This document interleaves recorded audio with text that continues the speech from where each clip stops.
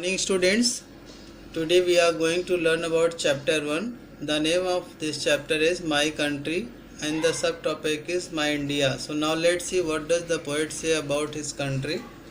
This poem is a wonderful exploration of the journey of the poet's spiritual growth in his native land.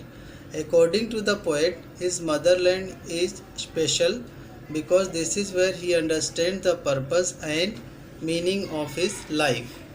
In this poem, the poet is expressing his love for the nation of his birth. He expounds that after traveling the earth, he has come to realize that in the spite of the famines and disease that plagues his country, he still loves. This is not blind patriotism on his part, but a testament to the many gifts he has received from his journey. Thank you. So now it's time to read and enjoy the poem.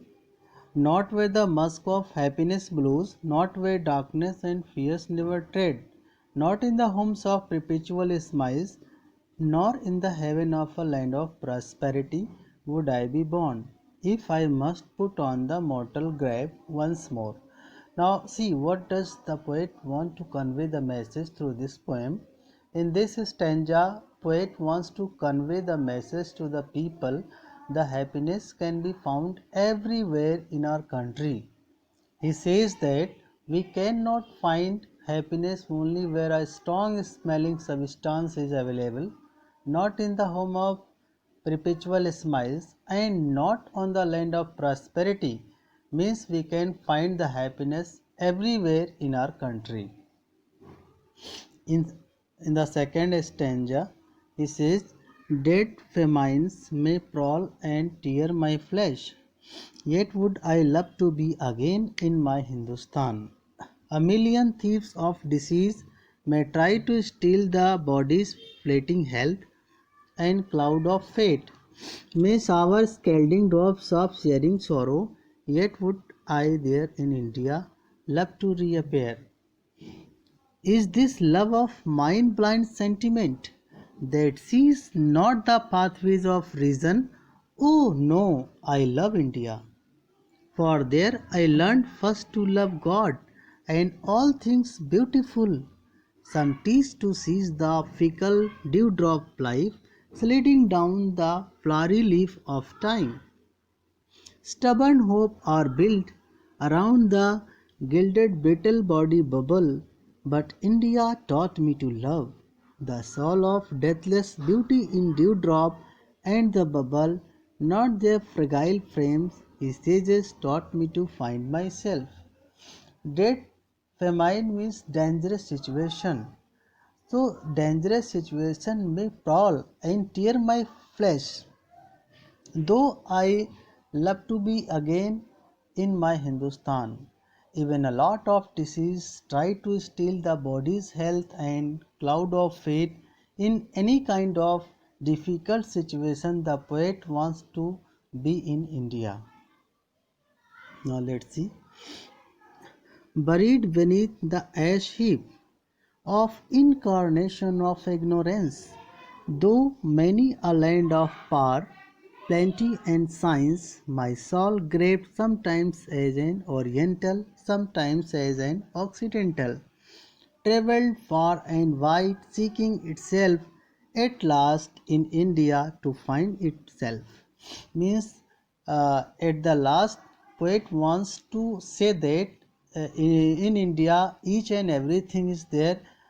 We can find happiness and other important things that are needed, and we can find it in India.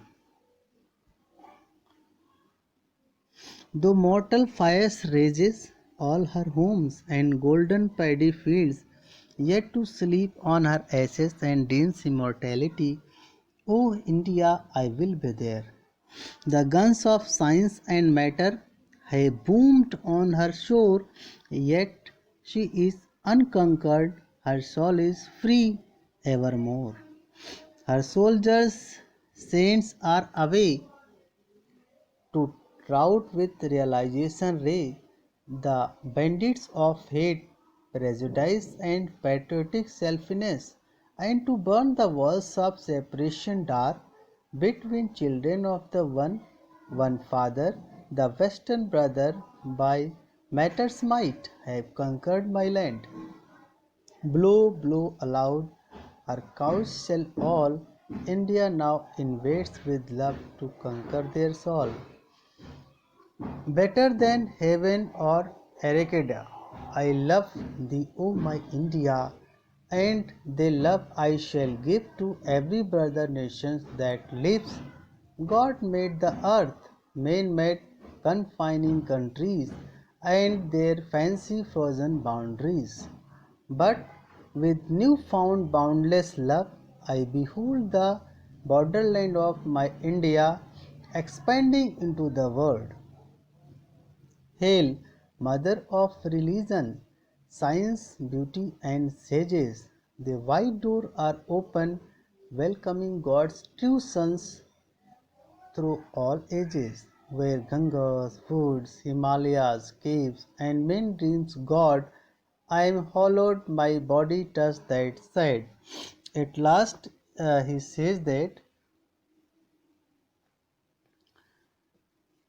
in literature, the mythology Erecta has always been considered a peaceful and happy place, blessed by the pastoral beauty. Heaven in itself is a place of peace and happiness. The poet feels the same sense of peace and contentment in his country. Hence, he has compared India to heaven or Arcadia.